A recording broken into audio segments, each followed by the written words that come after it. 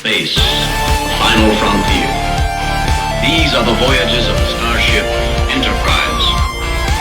Its 5-year mission, to explore strange new worlds, to seek out new life and new civilization, to boldly go where no man has gone before.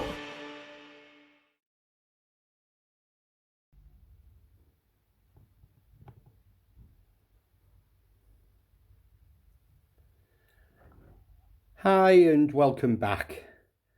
Want to start with the Arduino board again. Had to make a few changes. If you remember last time, we had all our lights on, 3 switches, and I'd used every single pin on the Arduino board. But I was watching some TOS and I've made a mistake. And the collision light that goes here actually flashes at a different rate to the ones on the saucer, which I'd convinced myself they all flashed at the same rate. The saucer lights flash at 1 second on, 1 second off. The collision light at the back goes twice as fast, so half second on, half second off. So I needed a new bulb on a new pin for that light, but my board was full, so I've transferred the buzzards onto the AT Tiny 85 chip now. The AT Tiny 85 has 5 pins that you can use, so originally I put it on my 4 lights in the code, and the 5th light I was off to have Arduino control to tell it during the routines when I want it on and off, and I couldn't get it to work. And I watched hours of YouTube tutorials last night trying to get it to work, and there's guys with all sorts of complicated ways that they make the AT Tiny go into sleep mode and from the Arduino, and it was really doing my head in. So went to bed. I woke up this morning and thought, oh, I know, why don't I just connect my output pin to the power pin on a digital output? It has only 2 signals that it can send. It's either on or it's off. So if it's on, it's got power. If it's off, there's no power. And it solved the problem, which then freed up a 5th pin. So I've added a 5th light into the buzzards, which I think looks good. So I'll fire that up. So this, apart from the motors, and adding the extra lighting has thrown out my syncing that I've done. I've got the music synced up to the lights, and it's thrown it out. So on the startup routine, I've got to go back and do that. But apart from that, our new collision light, if you notice, it flashes twice to every once of here. We've got our buzzards now, they're powered on, are now controlled from the AT Tiny. The only lead for these 5 lights now from the Arduino board is this one, and the others is just ground. So that's nice. On our startup routine, the Arduino board is telling it to go off like we want it to do, so that's nice. We'll start coming on again.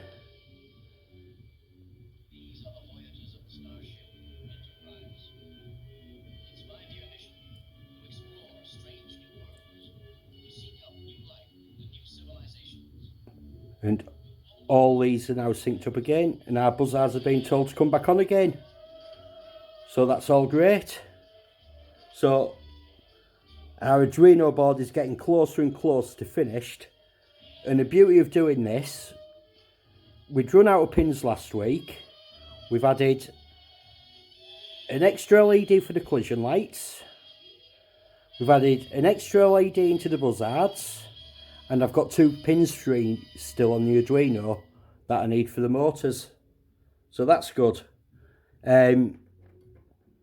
I've already measured out the disc that sits in the cells for 5 points. I made myself a handy little template for that. It's 72 degrees. If you're ever wanting to do this, it's 72 degrees. Everyone is spaced out. So there I'm happy with, and there's, apart from getting that music synced up, until I get motors, there's nothing else I can do on this board. So let's just push this to the side for now. I just want to go over other things. While I was looking at these collision lights, I was watching episodes, and I was watching on Netflix the Remastered and the Doomsday Machine, because it has some nice side profile shots, and it shows these lights in the cell lit up, and I thought they were never lit up. And this is where you've got to be careful your references. I'll put a screenshot up here of the one from the Remastered and one from the original, the same shot, and on the original you can see these were lit up. So if you're going for reference material, don't use the Remastered. You need to either get hold of them before the Remastered. Old video cassettes are still like that, or look at any of the reference material from the recent Smithsonian preservation that they've done of the original studio model. Right, so what else have we done? If we go back to the shuttle bay, I told you I want to have this light up. So I have, can we see that? Yeah. So I've masked up a piece of clear styrene. I've clear coated it on the side that I've got the masks down, because it'll help them stay in place. And if we look here, this is the decal for where them lights go.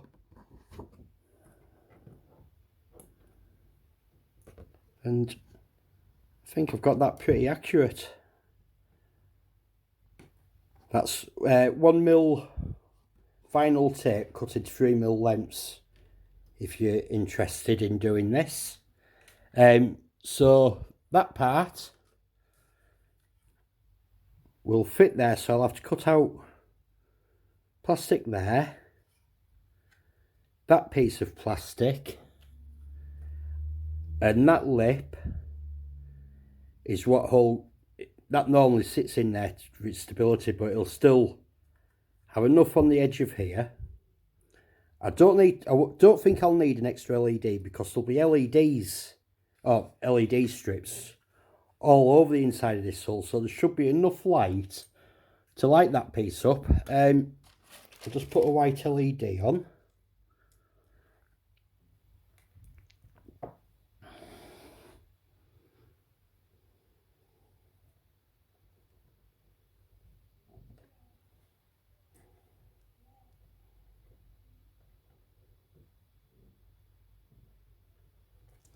So I made a little test piece, so you can see the light shines through. So on the reverse side I painted the clear red, masked over, I painted it black because I thought it'd be a good way to actually see it was working. Peel the masks off, and that's come out quite nicely. So that's going to work on the shuttle bay. So that part's coming along. Other part I was looking at was the bridge. Now this will have, I'm off to use warm white strips for all these bridge lights and the hull and the saucer. But that needs to be red, so I followed the instruction. So I tested, so I've painted one up red. So when I hold it, oops, when I hold it over the white LED, I'm not sure if you can even see that. There's hardly anything coming from it. So I'm gonna have to get a red LED. Gonna place that to there.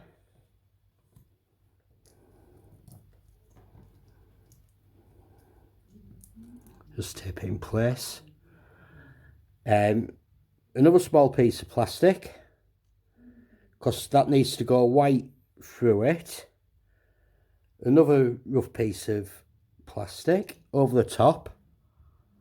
We'll just hold this all in place with some tape for now. You can tell I was prepared for this.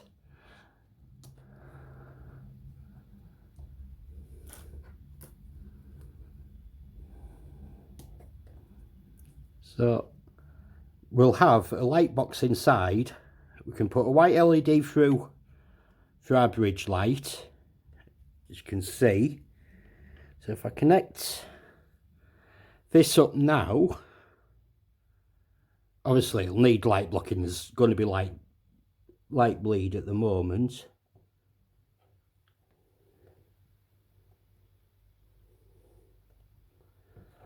But suddenly, can you see that on camera? I can't get much closer.